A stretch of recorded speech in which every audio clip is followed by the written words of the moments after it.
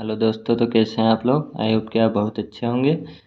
आप अगले सेशन की हम शुरुआत करते हैं। इसमें हम देखने वाले हैं पहले कुछ सिग्मा नोटेशंस, यानी कि 3-4 हमारे पास सिग्मा नोटेशन है। उसकी सहायता से हम फिर आगे की सीक्वेंस, स्पेशल सीक्वेंस का सम देखेंगे, यानी कि कुछ सीरीज़ का हम सम देखेंगे।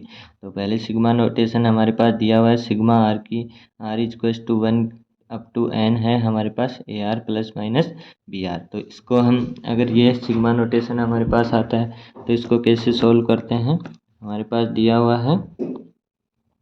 सबसे पहले हम करेंगे यहाँ पे sigma r equals to 1 to n a are plus minus sigma r equals to 1 up to n b r, यानी कि हमारे पास ये अलग अलग, दोनों पे अलग अलग डिस्ट्रीब्यूट हो जाएगा और हमको सोल्व करने में आसानी होगी। अब कुछ लोग क्या करते हैं, इसको ए आर, जैसे हमारे पास है a r into b r sigma r equals to 1 up to N.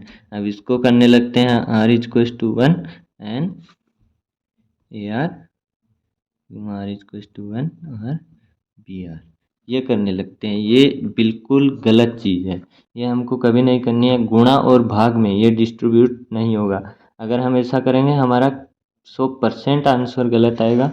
ये सिर्फ प्लस और माइनस में ही लगेगा। इसको हमको या तो प्लस में लगाना है या माइनस में लगाना है, ये हमको हमेशा ध्यान रखना है। कई बार क्या करता है, हमको कंफ्यूज करने के लिए दे देता है। हम जल्दबाजी में सोचते हैं ये तो हमको आता है और हम तुरंत ये खोलते हैं और हमारा क्वेश्चन गलत हो जाता है। ये सिर्फ दो ही कंडीशंस में लगाना है, या तो प्लस या माइनस।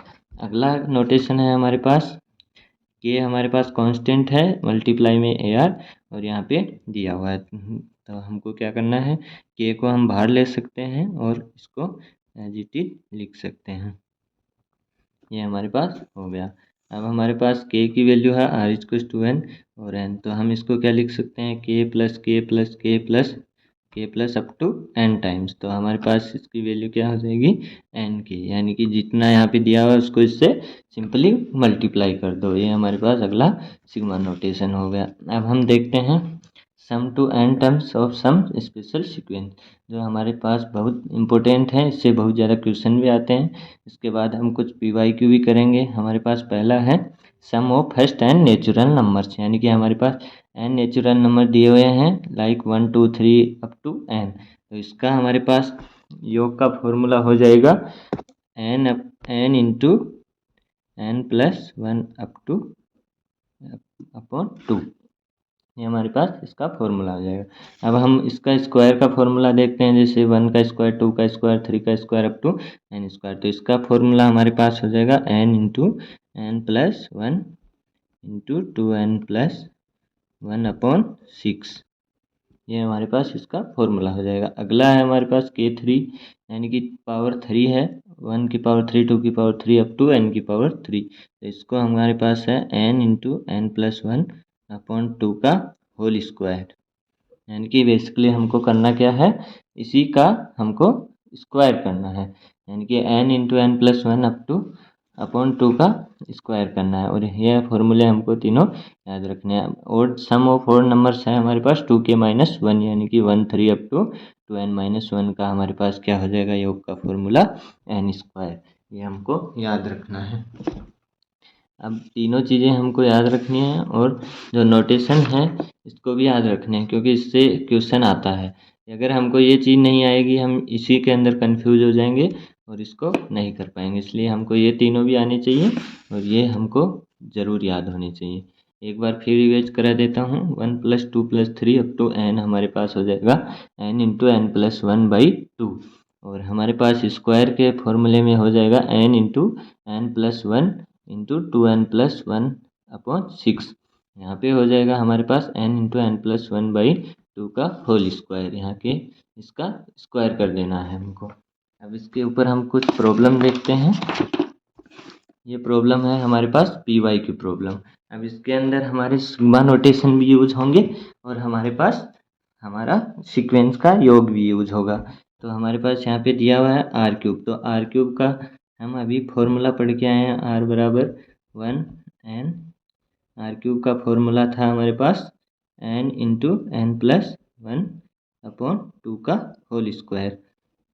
अब हमारे पास सिग्मा नोटेशन क्यों ज़रूरी है अभी देखते हैं। यहाँ पे लिखा हुआ r+1, यानी कि हम इसको मल्टीप्लाई करेंगे तो r² + r, यानी कि हमारे पास क्या बन गया, यहाँ पे हो गया r बराबर 1 एंड r² + r, ये हमारे पास बन गया। अब हम इसको एक साथ सॉल्व नहीं करेंगे, अलग अलग कर लेंगे, क्योंकि हमारे पास यहाँ पे प्लस दिया हुआ है, तो यहाँ पे सिग्मा नोटेशन की मदद से r बराबर 1, यहाँ पे n हो गया, r² हो गया, प्लस यहाँ पे r बराबर 1, n हो गया, यहाँ पे r हो गया। अब हमारे पास सिंपली क्या हुआ है, r² का फॉर्मूला हम जानते हैं n × n+1 प्लस 2n+1/6, और r का फॉर्मूला हम जानते हैं n × n+1/2।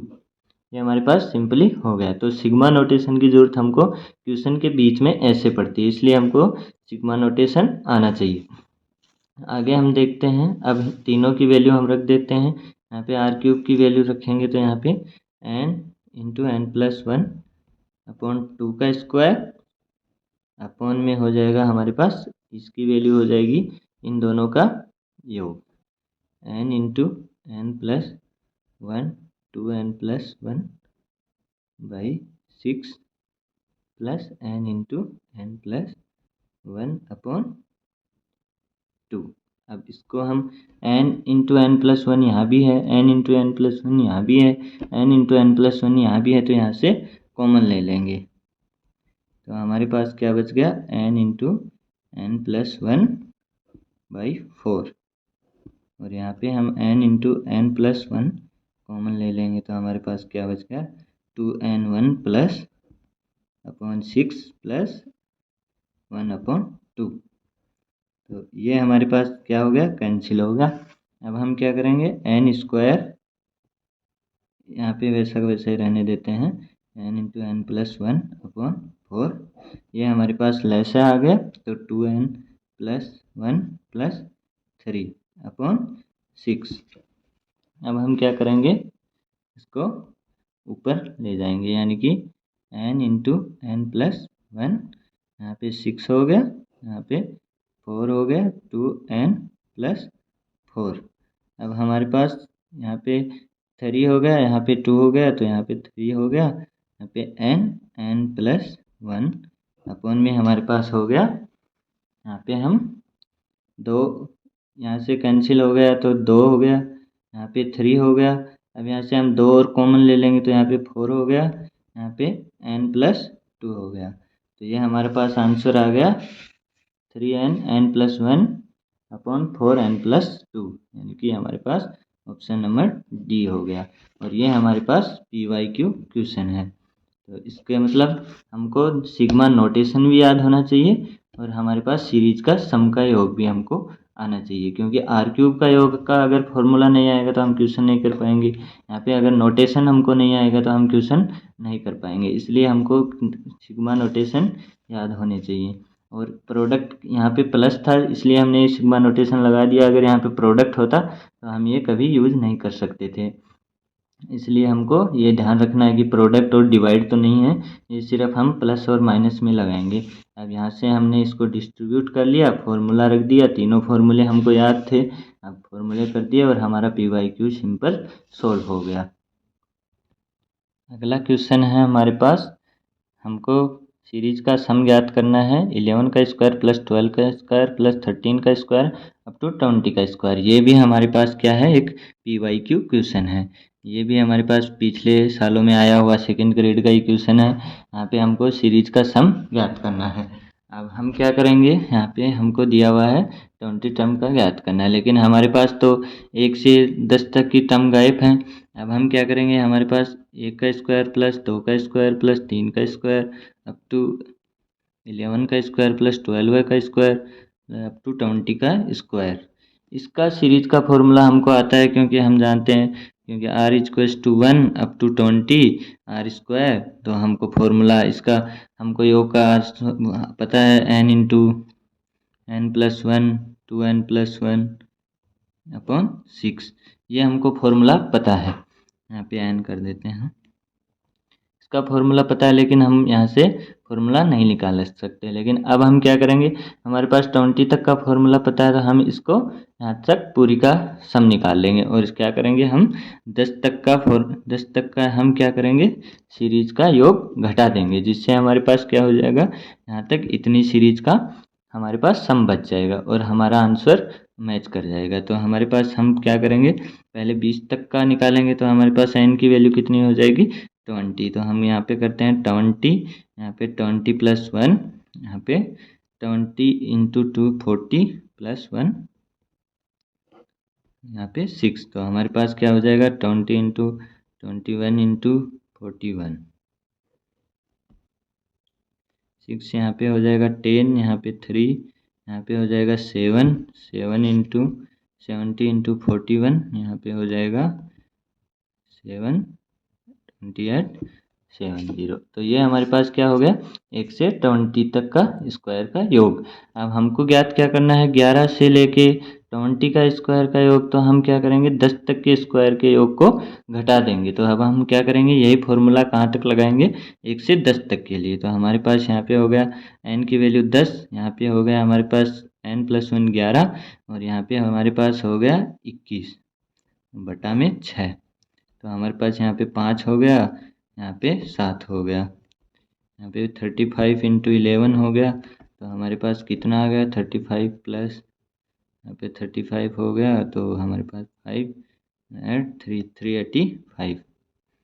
अब हम इसको इससे घटा देंगे, तो हमारे पास क्या बचेगा, 2870 से हम घटा देंगे 385। तो हमारे पास यहाँ पे 5 हो गया, यहाँ पे 9 हो गया, तो 8 हो गया, 4 हो गया, यहाँ पे 2 हो गया। ये हमारा क्या होगा, आंसर आ गया। यानी कि हमारे इतनी सी सीरीज का योग क्या होगा, 2485। तो ये हमारा फाइनल आंसर हो गया। और ये क्वेश्चन भी हमारा PYQ क्वेश्चन है। अब हम सोचते हैं कि हमको फॉर्मूला पता नहीं है, अब ऐसी सीरीज दे दी, हम क्या करें। तो ऐसे केस में हमको क्या करना है, जो टर्म हमारी गायब है उनको हमको पहले ऐड कर लेना है, फिर उसके साथ पूरे का सम निकाल देना है, और जितनी टर्म्स हमने ऐड की थी उनका वापस कटा देना। अब यहाँ से 11 से चालू है हमारे पास, 21 से भी चालू हो सकता है, 15 से भी चालू हो सकता है, 20 से भी चालू हो सकता है, 40 से भी चालू हो सकता है, कहीं से भी हमारी सीरीज चालू हो सकती है। तो हम क्या करेंगे, यहाँ से 1 से सीरीज को चालू करके पूरा कर देंगे, और उसका हम योग करके घटा देंगे। यानी कि पहले उस पूरी सीरीज का योग निकालेंगे, और फिर उसकी जितनी सीरीज हमने अपने से ऐड किए उसका योग निकाल के उसको पहले वाले से घटा देंगे, जिससे हमारे पास क्या होगा, अपना आंसर आ जाएगा। अगर क्वेश्चन अच्छा लगा हो, वीडियो पसंद आई हो, तो वीडियो को लाइक करें, चैनल को सब्सक्राइब करें। धन्यवाद। और हमारे टेलीग्राम चैनल की लिंक आपको डिस्क्रिप्शन बॉक्स में मिल जाएगी, जिससे आप PDF और हमारे पास DPP प्राप्त कर सकते हैं। धन्यवाद।